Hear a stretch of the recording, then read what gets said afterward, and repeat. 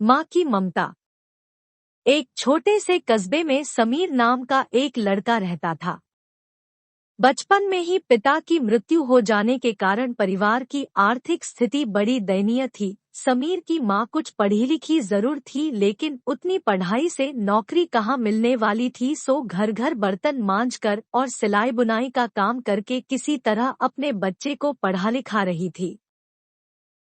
समीर स्वभाव से थोड़ा शर्मीला था और अक्सर चुपचाप बैठा रहता था। एक दिन जब वो स्कूल से लौटा तो उसके हाथ में एक लिफाफा था।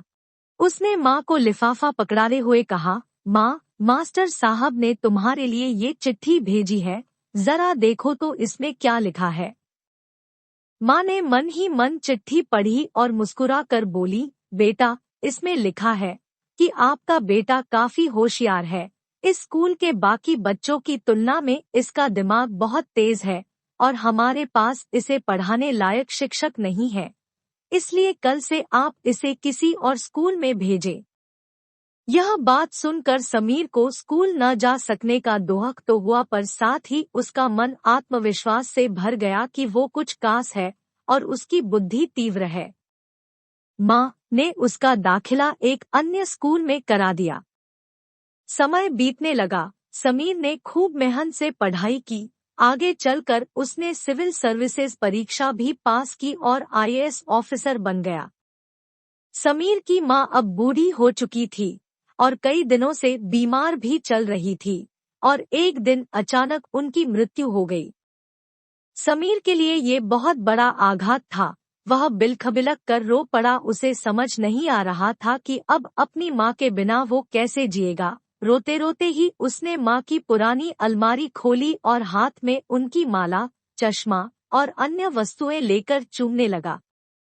उस अलमारी में समीर के पुराने खिलौने और बचपन के कपड़े तक संभाल कर रखे हुए थे। समीर एक एक कर सारी चीजें निकालने लगा और तभी उसकी नजर एक पुरानी चिट्ठी पर पड़ी। दरअसल ये वही चिट्ठी थी जो मास्टर साहब ने उसे 18 साल पहले दी थी। नम आंखों से समीर उसे पढ़ने लगा। आदरणीय अभिभावक, आपको बताते हुए हमें अफसोस हो रहा है कि आपका बेटा समीर पढ़ाई में बेहद कमजोर है और खेलकूद में भी भाग नहीं लेता है। जान पड़ता है कि उम्र के हिसाब से समीर की बुद्धि विकसित नहीं हो पाई है, अतः हम इसे अपने विद्यालय में पढ़ाने में असमर्थ है। आपसे निवेदन है कि समीर का दाखिला किसी मंदबुद्धि विद्यालय में कराएं अथवा खुद घर पर रखकर इसे पढ़ाएं। सादर, प्रिंसिपल। समीर जानता था कि भले अब उसकी माँ इस दुनिया में नहीं रही, पर वो जहाँ भी रहे उनकी ममता, उनका आशीर्वाद सदा उस पर बना रहेगा।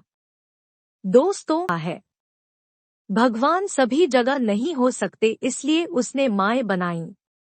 माँ से बढ़कर त्याग और तपस्या की मूरत भला और कौन हो सकता है। हम पढ़ लिख लें, बड़े होकर कुछ बन जाएं, इसके लिए वो चुपचाप ना जाने कितनी कुर्बानियां देती है। अपनी जरूरतें मार कर हमारे शौक पूरा करती है। यहाँ तक कि संतान बुरा व्यवहार करे तो भी माँ उसका भला ही सोचती है। सचमुच माँ जैसा कोई नहीं हो सकता। यदि ये कहानी आपको पसंद आई हो और इससे कोई सीख मिली हो तो अपने दोस्तों और अन्य लोगों के साथ शेयर जरूर करिएगा।